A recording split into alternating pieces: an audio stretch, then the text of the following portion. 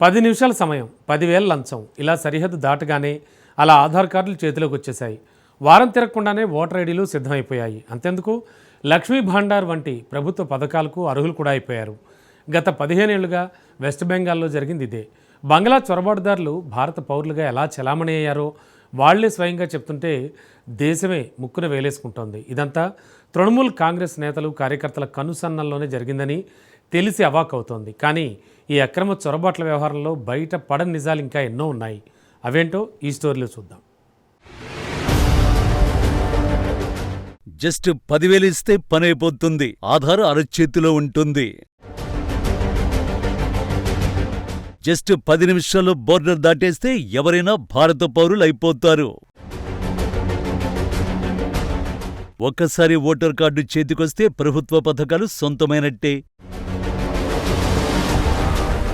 అవును, గడిచిన 15 ఏళ్లుగా పశ్చిమ బెంగాల్లో జరిగింది ఇదే. మమతా బెనర్జీ ప్రభుత్వ హయాంలో అక్రమ చొరబాటుదారులకు సంపూర్ణ మద్దతు లభించింది. ఇవేమీ రాజకీయ విమర్శలు కావు, స్వయంగా అక్రమ వలసదారులు చెబుతున్న కఠిన వాస్తవాలు. మమతా బెనర్జీని ఆప్యాయంగా దీదీ అని పిలుచుకుంటూ మరి తమకు తృణమూల్ ప్రభుత్వ హయాంలో జరిగిన లాభాలను పూసగుచ్చినట్టు వివరిస్తున్నారు. వాళ్ళు చెబుతున్న వివరాలు బెంగాల్లో మమత ప్రభుత్వం లేకపోతే తమకు భవిష్యత్తే లేదు అనే రేంజ్లో ఉన్నాయి. అందుకే ఈ వ్యవహారం దేశవ్యాప్తంగా కంపనలు పుట్టిస్తోంది. కేవలం తన ఓటు బ్యాంకు వ్యూహాల కోసం మమతా బెనర్జీ దేశ భద్రతను ఇంతగా రిస్కులో పెట్టారా అని యావత్ దేశం ముక్కున వేలేసుకుంటోంది. బంగ్లాదేశ్లో పెద్ద ఎత్తున హిందువులను ఓచకోత కోసిన ఆ దేశం నుంచి అక్రమ చొరబాట్లను ప్రోత్సహించారా అన్న అనుమానాలు యావత్ దేశాన్ని షాక్కు గురిచేస్తున్నాయి. డిటెక్ట్, డిలీట్, డిపోర్ట్ చొరబాటుదారులను మెడబట్టి గెంటేయడానికి సువేందు ప్రభుత్వం చేపట్టిన మిషన్ ఇది. ఈ మిషనే ఇప్పుడు వెస్ట్ బెంగాల్లోకి లక్షలాది మంది బంగ్లాదేశ్, మయన్మార్ రోహింగ్యాలు ఎలా చొరబడ్డారో తేలుస్తోంది. పట్టుబడితే నిర్బంధ కేంద్రాలకు పంపుతారనే భయంతో వందలాది మంది బంగ్లాదేశ్ అక్రమ వలసదారులు సరిహద్దులు, రవాణా కేంద్రాల వైపు పరుగులు తీస్తున్నారు. వీరిలో దశాబ్దాలుగా మరికొందరైతే తమ జీవితకాలమంతా ఇక్కడే ఉండిపోయిన వారు కూడా ఉన్నారు. ఇప్పుడు వారంతా వెళుతూ తాము భారత్లోకి ఎలా అడుగు పెట్టామో పూర్తి వివరాలు బయటపెడుతున్నారు. అక్రమంగా బెంగాల్లోకి ఎలా ప్రవేశించడం దగ్గర నుంచి ఇక్కడి గుర్తింపు పత్రాలను ఎలా సంపాదించారో, వారికి ఎవరు అండగా నిలిచారో అన్నీ ఒప్పుకుంటున్నారు. కొందరు నదులు దాటి భారత్లోకి వస్తే మరికొందరు చీకటిని ఆసరాగా చేసుకుని దళాలుగా పిలిచే మధ్యవర్తుల సాయంతో సరిహద్దులు దాటామని చెప్తున్నారు. సరిహద్దులో భద్రతా దళాల పహారా కాసేపు పక్కకు మారిన వెంటనే కేవలం 10 నిమిషాల్లోనే భారత్లోకి చొరబడ్డం చాలా సులువని ఒక వలసదారుడు బయటపెట్టడం గమనార్హం.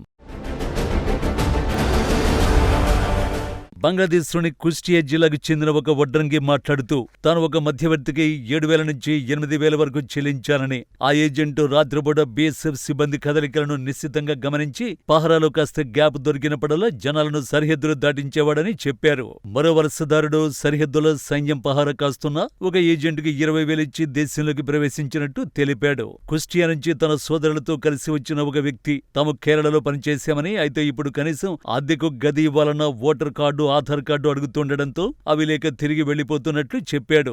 రాత్రి వేళల్లో సరిహద్దులో బీఎస్ఎఫ్ లేని ప్రాంతాలను గుర్తించి అవకాశం దొరికిన వెంటనే మనుషుల్ని దాటిస్తారని, కొన్నిసార్లు రాత్రంతా వేచి ఉండాల్సి వస్తే మరికొన్నిసార్లు కేవలం 10 నిమిషాల్లోనే పని అయిపోతుందని అతను వివరించాడు.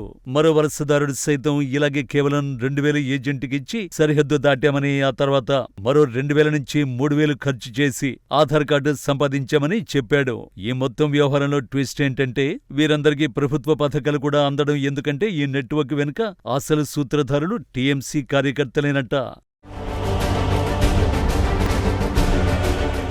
నకిలీ పత్రాల తయారీ గురించి ఒక బంగ్లాదేశ్ మహిళా వలసదారు మాట్లాడుతూ, గతంలో తృణమూల్ కాంగ్రెస్ అధికారంలో ఉన్నప్పుడు స్థానిక రాజకీయ నాయకులు తనకు ఓటర్ కార్డు, రేషన్ కార్డు ఇప్పించారని, అలాగే తాము 2 ఏళ్లుగా లక్ష్మీ భండార్ పథకం ద్వారా నగదు ప్రయోజనాలు సైతం పొందామని సంచలన విషయం బయటపెట్టింది. పశ్చిమ బెంగాల్లో అత్యంత ప్రజాదరణ పొందిన పథకాల్లో లక్ష్మీ భండారు ఒకటి.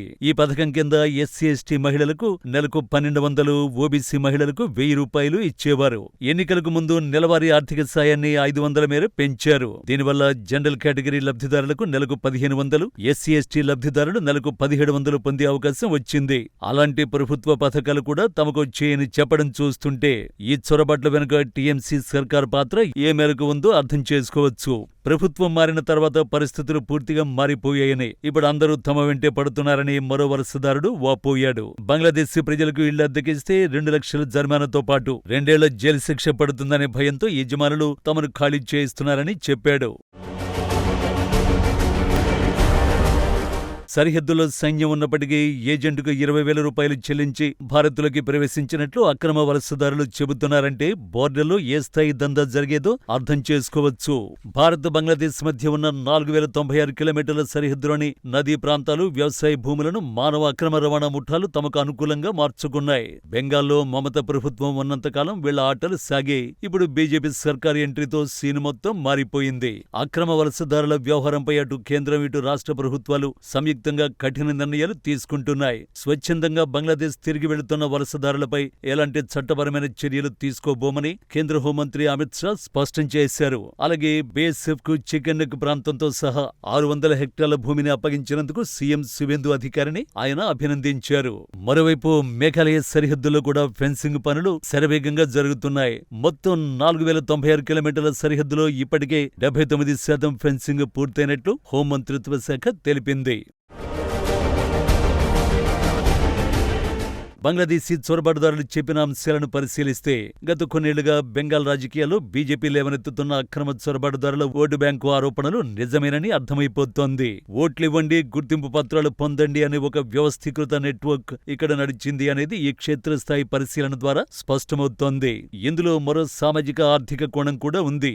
బంగ్లాదేశ్ నుండి భారత్లోకి ప్రవేశించడం ఎంతో సులువు. చొరబాటుదారుల మాటల్లో తెలిసింది. కేవలం 6,000 నుండి 10,000 స్థానిక దళారులకు ఇస్తే చాలు సరిహద్దు దాటించేస్తారనే విషయం దేశ భద్రతపై ప్రశ్నలు లేవనెత్తుతోంది. ఈ వ్యవహారం ఇక్కడితో అయిపోయినట్టు కాదు.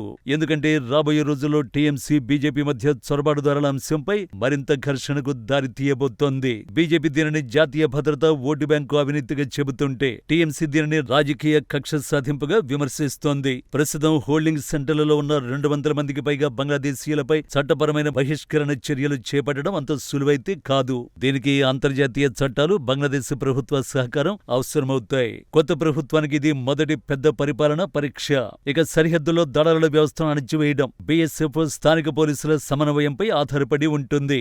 ఏది ఏమైనప్పటికీ బెంగాల్ సరిహద్దులో దశాబ్దాలుగా సాగుతున్న రాజకీయ ఆశ్రయం, అక్రమ వలసల సెంటిమెంట్కు ఈ కొత్త ప్రభుత్వ విధానం ఒక గట్టి షాక్ ఇచ్చిందనేది వాస్తవం. హకీంపూర్ చెక్ పోస్ట్ వద్ద కనిపిస్తున్న ఈ దృశ్యాలు బెంగాల్ భవిష్యత్తు రాజకీయాల దిశను మార్చబోతున్నాయి. అందులో ఎలాంటి సందేహం అవసరం లేదు.